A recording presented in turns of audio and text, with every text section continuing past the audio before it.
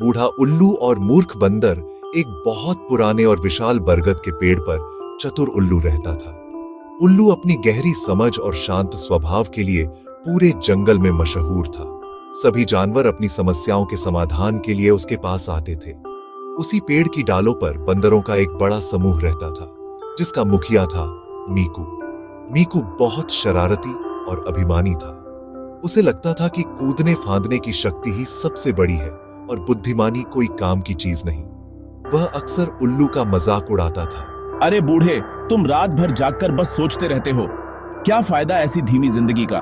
देखो हम कितने मजे करते हैं। उल्लू शांत रहता और बस मुस्कुरा देता। एक बार जंगल में भयानक सूखा पड़ गया।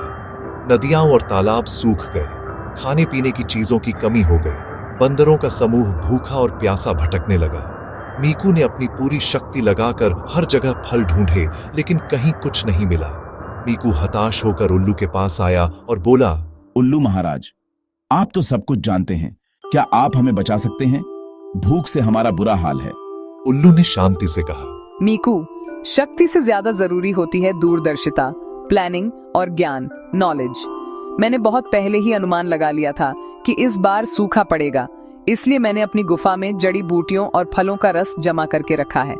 तुम लोग भी मेहनत करते थे, पर तुमने केवल आज का सोचा। मीकू को अपनी गलती का एहसास हुआ, पर उसने पूछा, क्या अब कुछ हो सकता है? उल्लू ने कहा, हाँ, इस बरगद के नीचे एक पुरानी गुफा है जिसे वर्षों पहले एक भालू ने खोदा था। अगर तुम सब मिलकर उस गुफा को खोदोगे तो तुम्हें जमीन के नीचे का ठंडा पानी मिल सकता है, जिससे तुम अपनी प्यास बुझा सकते हो और कुछ दिनों का काम चल सकता है। मीकू ने तुरंत अपने समूह के पास जाकर यह बात बताई। सबने एक साथ मिलकर जमीन खोदना शुरू किया। यह काम आसान नहीं था, लेकिन उल्लू के बताए रास्ते पर चलते हुए कुछ घंटों की कड़ी मेहनत के बाद उन्हें सचमुच जमीन के नीचे पानी का एक छोटा स्रोत मिल गया। मीकू और बंदरों ने तृप्ति से पानी पिया और अपनी भूख शांत करने के लिए उल्लू द्वारा बचाए गए फलों के रस का इस्तेमाल किया। इस घटना से मीकू की आंखें खुल गईं। मीकू ने उल्लू से क्षमा मांगी और कहा, बुद्धिमान उल्लू, मैं मूर्ख था जो आपकी बुद्धिमानी का मजाक उड़ाता था। आज आपने हमें बचाया है। असली साहस और शक्ति कूदने फांदने में नहीं, बल्कि सही समय पर सही निर्णय लेने और ज्ञान का उपयोग करने में होती है। सीख, मॉरल ऑफ द स्टोरी, बुद्धि सबसे बड़ी शक्ति है। शारीरिक शक्ति क्षणिक होती है, लेकिन बुद्धिमानी और दूरदर्शिता लंबे समय तक जीवन बचा सकती है।